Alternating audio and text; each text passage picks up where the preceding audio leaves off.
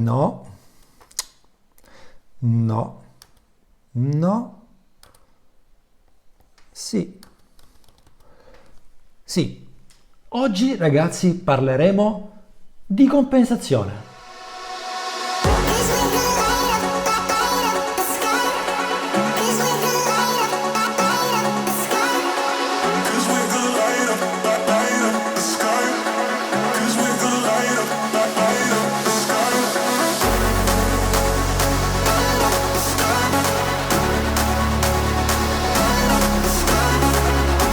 Durante la discesa in apnea, il nostro corpo, a causa dell'aumento della pressione, subisce una compressione. Questa viene percepita principalmente sull'orecchio, o meglio, sulla membrana timpanica, che si introflette. Prima di andare avanti con la lezione di compensazione, è molto importante quello di aprire una piccola parentesi sulla fisica dell'immersione. Immaginiamo che questo individuo abbia una capacità polmonare vitale di 6 litri. Alla profondità di 10 metri la sua capacità polmonare sarà di ben 3 litri, cioè la metà del volume iniziale. Praticamente avremo 2 kg di pressione su ogni centimetro quadrato di pelle. A 20 metri avrà 2 litri con 3 atmosfere. A 30 metri avremo 4 kg di pressione e il nostro amico sarà prossimo ormai al volume residuo e parliamo di 1,5 litri di aria. Ci fa capire veramente quanto influisce questa pressione che ci sovrasta nel momento in cui appunto effettuiamo le nostre immersioni e quindi quanto grava sulla nostra piccola membrana timpanica. Bene ragazzi, lo sapevate che la compensazione è soggettiva? Cioè che va in base alla propria sensibilità, ma soprattutto elasticità del proprio apparato uditivo. Ma prima di andare avanti, vi voglio velocemente illustrare l'anatomia del nostro apparato uditivo.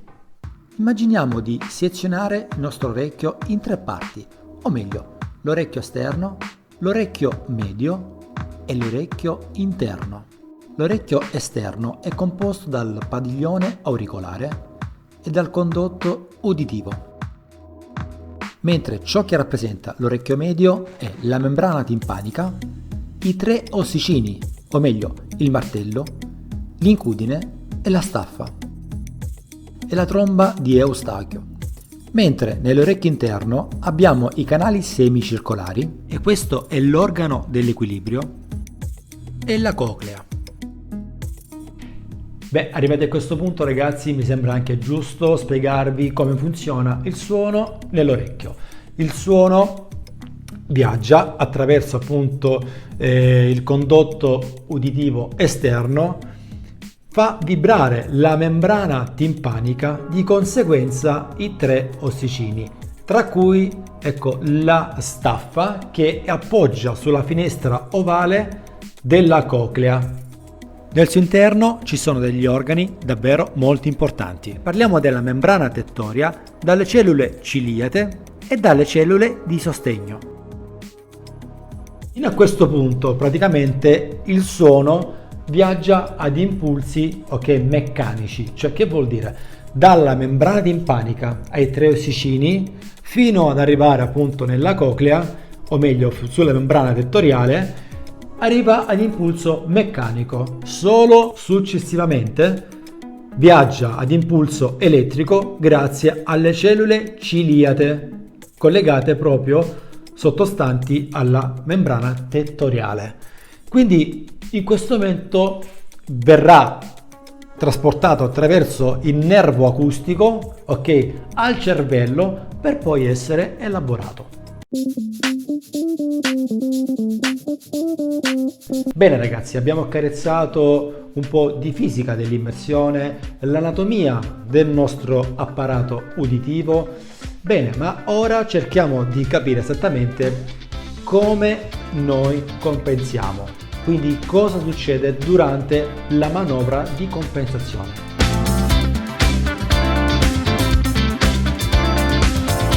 Durante la manovra di compensazione succede proprio questo. L'aria si incanala attraverso la tuba di Eustachio e arriva nell'orecchio medio. Grazie alla pressione che noi esercitiamo, quest'aria riequilibra la membrana timpanica.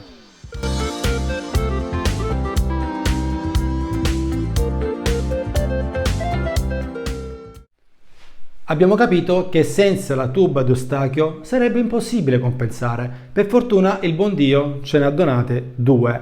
Ma vediamo esattamente come è fatta la tuba d'Eustachio. Innanzitutto ha una lunghezza di 3,5 cm e negli adulti ha un angolo di 160 gradi.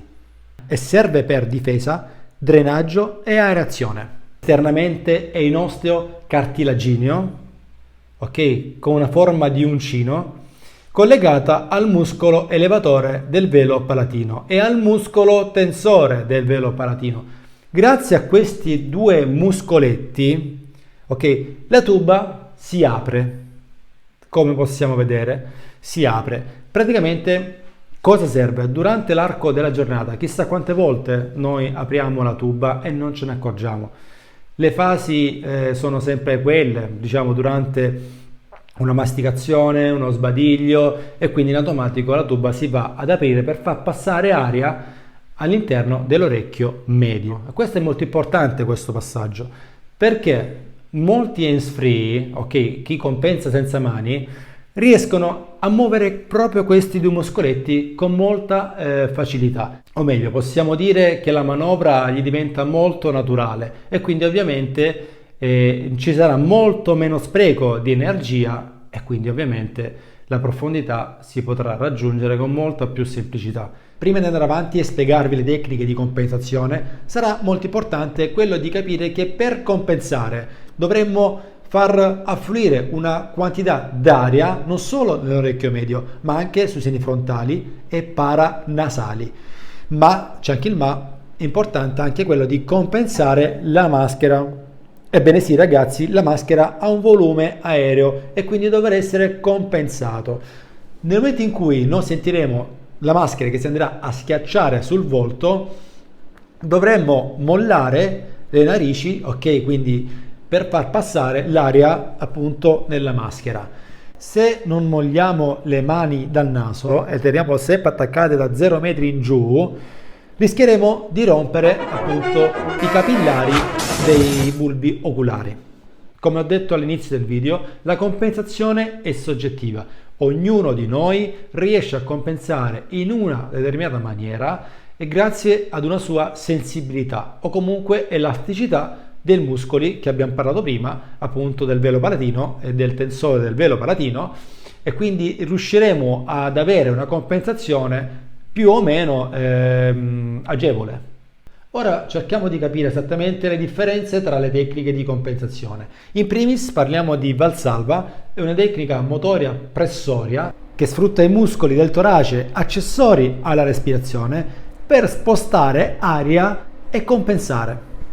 Ma soprattutto questa tecnica non ci permette di scendere ben oltre i 5-6 metri. La colpevole è la glottide che rimane aperta e quindi abbiamo il passaggio di aria dai polmoni direttamente nell'orecchio medio. Ora vediamo la tecnica di compensazione mercante o d'aglia. In ambito internazionale è Frenzel, ok? È una tecnica motoria pressoria, anche questa sfrutta appunto dei muscoli per poter portare aria, ma la differenza rispetto al Valsalva è che praticamente chiudiamo la glottide per poter compensare. Qui entra in funzione la lingua con diversi blocchi. Con diversi blocchi parliamo del blocco T, quindi la punta della lingua andrà sugli incisivi superiori per poter creare una bolla d'aria tra lingua e palomolle per essere appunto, per creare questa pressione, o meglio dire, ed essere portata all'interno dell'orecchio medio. È una tecnica molto semplice che si impara in poco tempo, però appunto abbiamo l'avanzato di questa tecnica che ovviamente non posso stare qui a spiegarvi perché è già più complessa e in questo faccio degli stage per poter farvi capire esattamente come sfruttare al meglio questo tipo di compensazione. Più scendiamo fondi, più avremo il problema della compensazione. Ebbene sì ragazzi, perché i nostri polmoni saranno ridotti appunto al volume residuo e quindi faremo molta più fatica a compensare, a meno che non facciamo una manovra della carpa inversa, che è una manovra forzata, cioè vale a dire che con il diaframma cerchiamo di comprimere il diaframma per portare sull'aria. ma è una manovra molto pericolosa che io vi sconsiglio vivamente da utilizzare. Del frenzel avanzato, quindi grazie a questa tecnica ovviamente ho le mie tube sempre aperte e riesco ad arrivare molto agevole in quote veramente che fino a qualche anno fa per chi compensava in frenzel era impossibile. Ora parliamo del mouthfeel, una tecnica che nasce nei primi anni del 2000, una tecnica che chi è hands-free riesce a catturare, diciamo, il meglio del mouthfeel. Si compensa tenendo le guance piene d'aria. Il trucco sta semplicemente nel cercare di essere quanto più rilassati possibile, sfruttando appunto la capacità dell'aria in pressione che abbiamo nella cavità bucale per far entrare appunto questa benedetta aria attraverso la tuba d'Eustachio e ovviamente restare con la membrana timpanica sempre in compensazione. Bisogna cercare di essere molto rilassati, la zona addominale decontratta, la glottide scarica ma chiusa, la lingua deve restare rilassata e quindi nel momento in cui noi siamo con queste guance piene d'aria dovremmo schiacciare le guance per creare una pressione e portare quest'aria fin su praticamente. Come fare per salvaguardare il nostro apparato uditivo? Beh, osservando delle piccole regole. In primis, mai forzare la compensazione. Secondo, mai ritardare la compensazione. Terzo, se abbiamo problemi di muchi o un raffreddore in atto, meglio evitare di andare a mare. Quarto, e non per ultimo, dovremmo bere, ok? Per avere sempre un'ottima idratazione. Una visita di controllo una volta all'anno, secondo me, è molto importante. Bene ragazzi, questa mia lezione sulla compensazione finisce qui. Spero che sia stata di vostro gradimento, ma soprattutto ragazzi voglio farvi capire esattamente che dietro c'è un mondo ragazzi, dietro la compensazione è un mondo. Io non sono stato fortunato come molti altri miei colleghi ad avere una compensazione naturale, quindi in hands-free. Ci ho lavorato dietro, ho comunque un orecchio hands-free e un altro frenzel praticamente, quindi devo concentrarmi ovviamente sull'orecchio che compensa con il frenzel. Negli anni ho capito quanto sia importante lavorarci dietro, anche sulla pesca in apnea, perché comunque restare rilassato durante una discesa è molto importante perché ci fa risparmiare un botto di energia. Niente ragazzi, per restare sempre aggiornati iscrivetevi ovviamente sul canale e accendete la campanella. Ciao ragazzi e alla prossima, ciao!